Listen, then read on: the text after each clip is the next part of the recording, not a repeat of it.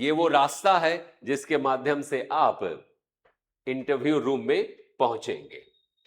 इसके लिए बहुत जरूरी है कि आप उसके इंटरव्यू के बारे में जानें कि भारत में एक प्रमुख प्रतिष्ठित न्यायिक संस्था है पटना हाई कोर्ट।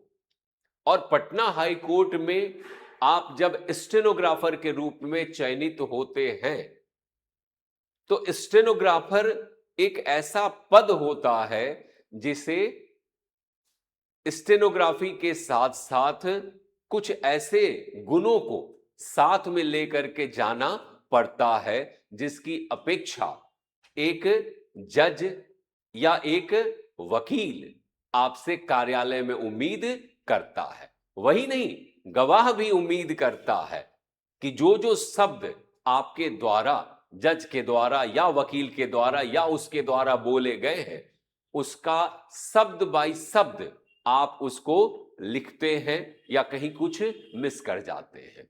एक ऐसा कर्मचारी जिसमें एक विशेष प्रकार का कौशलता हो बात को सुनने का, सुनकर तुरंत संक्षिप्त लिपि में लिखने का और लिखकर फिर उसको व्यापक भाषा में ड्राफ्ट करने का, तो यह कोई साधारण प्रक्रिया नहीं होगा। और जब साधारण प्रक्रिया नहीं होगा तो इंटरव्यू भी सरल नहीं होगा। तो वैसी स्थिति में हम यह निश्चित रूप से सुझाव देना चाहेंगे कि वैसे छात्र जो अभी भी इंटरव्यू को बिल्कुल साधारण सा उपकरण समझते हैं कि हमने तो रिटन कर लिया है। तो मैंने पिछले भी इंटरव्यू में भी बताया था, पिछले भी ऑनलाइन के क्लासेस में बताया था कि एक छात्र जो 100 में 85 अंक लाता है लेकिन पटना हाई कोर्ट के द्वारा निर्धारित उस न्यूनतम अंक को प्राप्त नहीं कर पाता है जो अंतिम रूप से चयन के लिए आवश्यक है। तो वैसी परिस्थिति में इंटरव्यू के क्लासेस को ज्वाइन करना या ना करना तो आपका विवेक है, लेकिन इंटरव्यू को अच्छी तरह से आप स्वयं तैयार करें या संस्थान का सहयोग लेकर के तैयार करें, लेकिन इंटरव्यू को बिल्कुल ही साधारण समझने का प्रयास ना करें। अब स्टेनोग्राफर होगा तो स्टेनोग्राफर में हम केवल स्टेनोग्राफर के रूप में थोड़े ही जाते हैं, हम जाते हैं स्टूडेंट के रूप में। लेकिन हम सिखाते हैं कि नहीं, आप स्टेनोग्राफर के रूप में नहीं जा रहे हैं तो आपको समझने में दिक्कत होगी। आप जब भी जाएं एक एम्प्लॉय के रूप में अपने को महसूस करें। तब आपसे रिलेटेड जो सवाल करेगा कि भाई स्टेनोग्राफर के क्या काम हो सकते हैं, क्या आपने यह जानने का प्रयास किया है कि विधि विभाग क्या है? क्या आप यह जानते हैं कि भाई आईपीसी की जो धाराएं हैं वह क्या है? क्या आप जानते हैं कि आईपीसी की धाराओं में इंडियन पेनल कोड या भारतीय दंड संहिता है उसमें कुछ संशोधन किया गया है?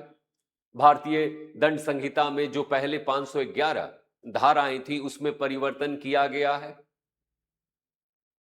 ये साधारण सा सुनने में शब्द हो सकता है, लेकिन जब एक संस्थान किसी इंटरव्यू की तैयारी छात्र के लिए कराता है तो वो केवल एक विषय तक सीमित नहीं रहता है, वो ओवरऑल व्यक्तित्व के विकास के लिए हर तरफ से बच्चों को तैयार करता है। चाहे उसका वह प्रेजेंटेशन हो, उसका इन हो, उसका आउट हो, उसके बैठने का तरीका हो, सामान्य कुछ सवाल जो उसके विभाग से रिलेटेड हो। न्यायपालिका, स्टेनोग्राफर के क्या काम है, स्टेनोग्राफर किस लिपि पर काम करता है, भारतीय जो न्यायिक व्यवस्था है उसमें न्यायिक व्यवस्था में क्या बदलाव लाया गया है, उससे संबंधित अगर प्रश्न, चूंकि आप स्टेनोग्राफर होंगे तो आपको दंड संहिता के बारे में थोड़ी बहुत जानकारी होनी चाहिए ताकि लिखने समय आप उसे आसानी से लिख सके। जिस विषय से आपने इंटर किया है उससे संबंधित प्रश्न, अगर अभी कोई कुछ नई घटनाएं लीगल धाराओं से संबंधित हुई है कि आईपीसी की किस धारा के तहत, तो भारतीय दंड संहिता अब भारतीय दंड संहिता नहीं रही है, उसको दूसरे नाम से जाना जा रहा है। तो क्या आप उसके बारे में जानते हैं? अभी कौन सी धाराएं हैं जो हो सकता है कि चर्चा में हो, तो उसके बारे में सवाल। तो इन सभी विषयों की तैयारी करना या तो आप सक्षम हैं तो स्वयं कीजिए, अन्यथा की स्थिति में हम लोग यहां पर लगातार स्टेनोग्राफर को इस प्रकार से प्रशिक्षित कर रहे हैं कि वह इंटरव्यू किस प्रकार से दे।